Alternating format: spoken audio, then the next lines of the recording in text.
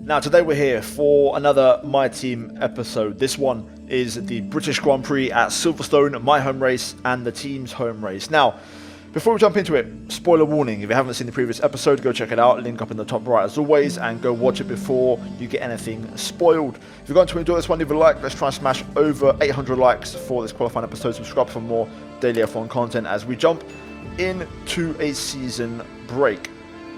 Now then, we return from said break, and you can see we have a personnel department event. It includes a gym incident featuring Pierre Gasly, and I don't have the option to actually choose investigate, so by force we have to continue. Now, I've seen a few comments from you guys, and you were requesting a one-off livery for the home race, so of course I've answered your prayers. Here we go then, the new livery for one race only. Basically inverting the colours and making red the primary, the blue the secondary, with a bit more black and some sponsors in the white. Bit of a variant, I think it looks quite nice. I want to refine it a little bit, so it's going to look like this for qualifying, and hopefully we'll tweak it a bit for the race so it looks extra crispy, extra nice for those replay cameras. But yeah, in the meantime, for this weekend, we're going to do, for the first time this season, an engine change. We're going to run component number 3 on those that have component number 3 available. We're going to also change the gearbox, and yeah, we're going to pretty much have some fresh horsepower for this weekend at qualifying at Silverstone. So then, Q1, overcast conditions, no rain forecast for the weekend whatsoever, which is quite surprising for Silverstone. Also running, you can see in the background there, the also inverted race colour suits. So yeah, they're also kind of following the trend of the car. Now, setup wise, we're going to try to do a usual trend where we level out the wings a little bit, along with, of course, the usual ride height adjustments to avoid underfloor damage, and also the brake pressure. This one I'm actually going to run 90% rather than 80. I feel like I can get away with it and not have any issues in terms of performance. Also, tyre pressures, we're going to run the fronts on the lowest and the rears on mid, with, you know, a possibility of maybe increasing that depending how the session goes. So you can see the livery here in action. I've kept the metallic finish, and the reason for that is because in some lights it looks like a Ferrari, in other lights it looks like an Alfa Romeo, so I quite like that. It's like different types, you know, depending on whether it's overcast, shadows, or, you know, pure sunlight. Nonetheless, we move into the lap then, and this was my first one. Now, I'm hoping to get through here with just one lap, one attempt, straight in, and save a set of tyres with this banker. So, at turn 4, we actually used the back end to go for a spin, which caught me off guard completely. So I had to basically cool off. Luckily, I had fuel to go for a second lap, and that's exactly what we've done. So with 10 minutes to go, we're going to set our first actual lap time of the session. We're going to see what we can do as we make our way through the front a couple of corners and up to the line. It's going to be at 1:22.9, but only P13, which was a bit of an eyebrow raiser. We went back to the pits. I ended up eventually fully leveling out the wings on 7.7 for a bit more stability, and of course that will give us a bit more understeer, but it means I have the confidence to kind of carry the speed and plant the throttle a bit earlier. So that's kind of the trade-off you have, and you can see here we went back out on the exact same tyres as before. So at this point I'm looking at about 6-7% tyre wear on the tyres, as we are currently 2.5 tenths up as we absolutely nail Stowe and get a great exit. Into the final chicane though, down to 4th gear as we kiss the first apex, open up the right. We actually got a little bit too early and lose the back end a little bit there and lose a bit of time. Overall though, we improved by 2 tenths. However, we don't change position and stay P14. Luckily, we get through. And the reason for that is because those below us just weren't on the pace. So to be fair, we didn't even actually need to improve. The first lap would have been fine, but I didn't want to take that chance.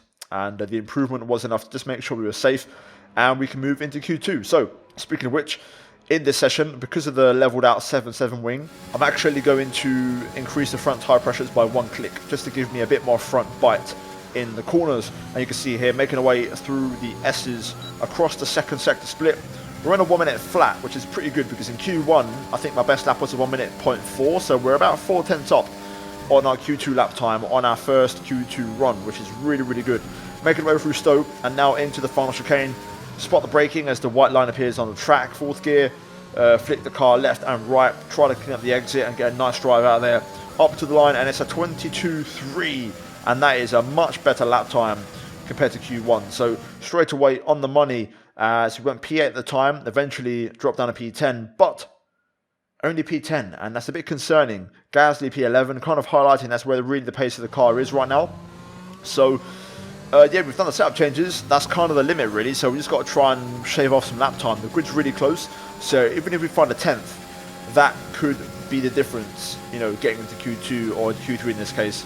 So, yeah, we're going to go again, another fresh set of soft tyres, and this will hopefully be the lap as we try to improve. Even by the smallest of margins, that could end up being absolutely critical by the end. You can see here, we're up in the first sector already, and only a fraction, but I know there's more time to find in sectors 2 and 3. Into Brooklands, 5th gear, trying to keep it nice and tight through there, then down to 4th for Luffield. Keep the car super tight to the apex, and then use 5th on a short shift to get nice traction and use the runoff curb, as we're half a 10th up right now. This is pretty decent. Into Cops though, the old turn 1. 50 meter board, turn in, I go in a little bit too early and actually understeer off the track and invalidate. You can see my reaction there, a bit of a face palm as I thought I was out, but just 30 seconds left in the session. With 30 seconds to go and just over, literally just over a lap of fuel, I have just enough in the tank to try and squeeze out one more lap. So we'll try again. Turn 1. Not flat, have to lift with these cars. They're super unstable, especially through turn 1 and Cops. Brake at the 50, 4th gear, crush the apex at turn 3, and then open up turn 4.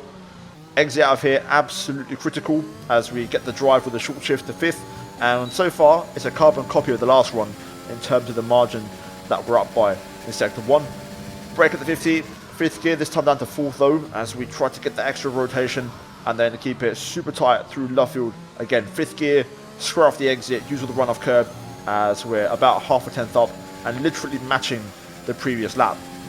Into Cops, the old turn 1. This time we're going to stay super wide and turn in a little bit later, which helps me get the better line, but the drive isn't great as we oversteer massively through there.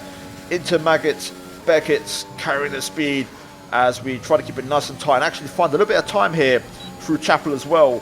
And we're now a 10th and a bit up, so we're actually looking really good here. Currently P14, so we have to improve. We're up on Sonoda by a smallest of margins as we go through Stowe.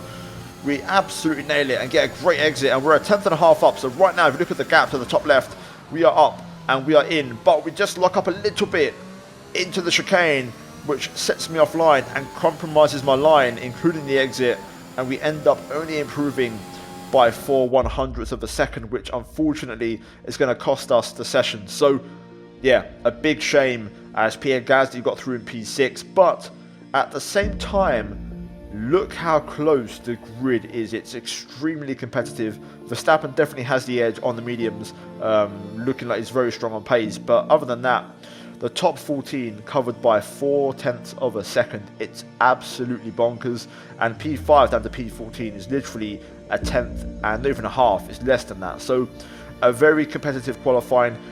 The pace and the lap was enough to get through, but I messed up the final chicane. But then again, I don't entirely mind because my tyre wear would have been quite high, so that would have been a disadvantage for the race. Either way, P12. We'll see what we can do for the race, and we'll try and fight back on, you know, the free choice of tyre. And yeah, I need a day. I need 24 hours to refine the livery and think of some strategy to try and turn the race around. So guys, that is it from me here today. Hopefully you enjoyed it. If you did, leave a like, subscribe for more. The race will be tomorrow. Tune in then. Until then, as always, a massive thank you to the channel members for supporting the content. And finally, check out the 2 videos on your screen right now. And yeah, I'll see you guys in the race tomorrow. Until then, have a good rest of the day, and I'll see you all in the next one. Take care. Adios.